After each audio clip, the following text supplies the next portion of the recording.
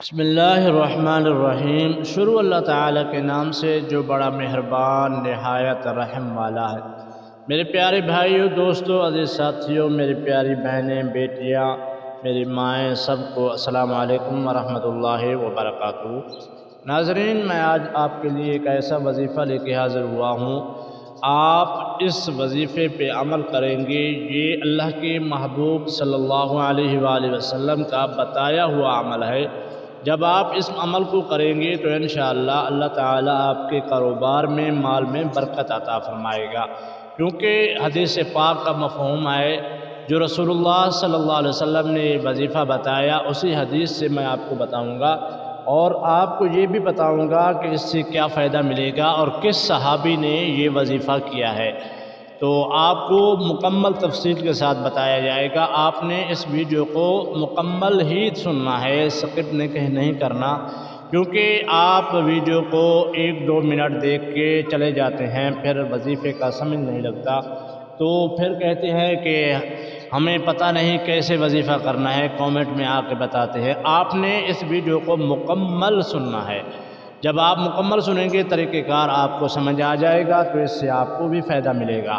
تو چلیے وظیفے کی طرف چلتے ہیں، اور روزانہ کے معمول کے مطابق ایک آپ سے گزارش کرتا ہوں کہ روزانہ ہم فجر کی نماز کے بعد درس قرآن، درس حدیث دیتے ہیں، اس میں چھوٹے بڑے سب موجود ہوتے ہیں، اور اب آخر میں دعا کی جاتی ہے۔ اگر آپ اپنا نام دعا میں شامل کروانا چاہتے ہیں تو اپنا نام لازم لکھیں، اور شہر کا نام بھی، علاقے کا، ملک کا نام لازم لکھیں، تو انشاءاللہ آپ کا نام دعا میں شامل کیا جائے گا۔ اگر آپ ہم سے رابطہ کرنا چاہتے ہیں، اگر ہم سے وائس میں بات کرنا چاہتے ہیں، تو ڈسکرپشن میں واٹس ایپ کا نمبر آپ کو دیا جائے گا، تو اس سے آپ رابطہ بھی کر سکتے ہیں۔ اگر آپ کو کوئی تکلیف ہے، کوئی بیماری، کوئی پریشانی ہے، تو آپ ہم سے رابطہ کر کے ہم سے دم بھی کروا سکتے ہیں، وہ بھی واٹس ایپ کے ذریعے۔ ٹائم طے کریں، اس ٹائم بھی میں آن ہوں، تو آپ کو دم کیا جائے گا۔ سب سے پہلے آپ نے وائس کرنا ہے اور بتانا ہے کہ میں فلاں ہوں، فلاں علاقے سے، تو مجھے دم کروانا ہے، تو آپ کو ٹائم بتا دیا جائے گا، اسی ٹائم آپ نے پھر کال کرنی ہے یا وائس کرنا ہے۔ تو چلیے وظیفے کی طرف چلتے ہیں۔ سب سے پہلے آپ نے اس وظیفے کو پڑھنے کا جو طریقہ ہے وہ توجہ سے سننا ہے۔ آپ نے صبح کی نماز کے بعد، اگر آپ کو صبح کی نماز کے بعد وقت نہیں ملتا تو آپ شام کو نماز عشاء کے بعد اس وظیفے کو کر سکتے ہیں۔ اور ایک اور شرائط ہے کہ آپ نے نماز کی پابندی کرنی ہے۔ اگر آپ نے نماز کی پابندی نہیں کی تو آپ کو یہ وظیفہ فائدہ نہیں دے گا۔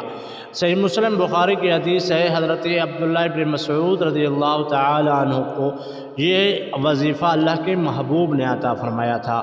جب آپ کا آخری ٹائم آیا، بیمار ہوئے، حضرت عثمان غنی رضی اللہ تعالی عنہ آپ کے پاس آئے اور کچھ اشرفیاں دے کے کہا کہ آپ کے گھر والوں کے کام آئیں گے۔ آپ نے فرمایا، اللہ کے محبوب صلی اللہ علیہ وسلم نے مجھے ایک وظیفہ بتایا جو روزانہ میری بیٹیاں پڑھتی ہیں، کہیں بھی کوئی پریشانی ہوتی ہے سب ٹل جاتی ہے، اور میرے گھر میں کبھی بھی فاقہ نہیں ہوا۔ وہ وظیفہ میں بتانے والا ہوں۔ سب سے پہلے آپ نے نماز عشاء ادا کی، اس کے بعد آپ نے 100 مرتبہ استغفر اللہ کی تسبیح پڑھنی ہے، اور 100 مرتبہ پڑھنے کے بعد سب سے پہلے آپ نے درود ابراہیمی کو 3 مرتبہ پڑھنا ہے۔ درود ابراہیمی جو نماز میں ہم پڑھتے ہیں، اگر یہ نہیں آتا تو صلی اللہ علیہ وآلہ وسلم آپ نے پڑھنا ہے۔ اور اس کے بعد آپ نے سورۃ الواقعہ، جو آپ کو بالکل یاد بھی ہوگا، نہیں تو آپ اس سورت کو 27 سپارے میں اس کو دیکھیں اور دیکھ کے پڑھ سکتے ہیں۔ اگر زبانی نہیں یاد، اگر زبانی یاد ہے تو آپ زبانی پڑھیں، اگر زبانی نہیں یاد آپ قرآن کھول کے سورۃ واقعہ کی 1 دفعہ روزانہ تلاوت کریں۔ جب آپ تلاوت مکمل کریں، آخر میں بھی آپ نے درود ابراہیمی پڑھنا ہے، اور درود ابراہیمی پڑھنے کے بعد 3 مرتبہ آپ نے اللہ تعالیٰ کے بارگاہ میں دعا کے لیے ہاتھ اٹھانے ہیں اور دعا مانگنی ہے، اور تہ دل سے یقین کے ساتھ اللہ تعالیٰ کے ذات سے مانگنا ہے، جیسے کہ اللہ تعالیٰ میری سب باتیں سن رہا ہے، اور اللہ تعالیٰ مجھے دیکھ رہا ہے۔ تو اس سے آپ کو یہ فائدہ ملے گا، آپ کا جو دعا ہے اللہ تعالیٰ قبول فرمائے گا۔ امید کرتا ہوں آج کا جو وظیفہ ہے آپ کو سمجھ آ گیا، اگر نہیں آیا تو واٹس ایپ پہ آپ مجھ سے رابطہ کر کے پھر مزید پوچھ سکتے ہیں۔ اللہ تعالیٰ سے دعا ہے اللہ تعالیٰ ہم سب کو اپنے حفظ و امان میں رکھے، آمین ثم آمین یا رب العالمین۔ السلام علیکم ورحمۃ اللہ وبرکاتہ۔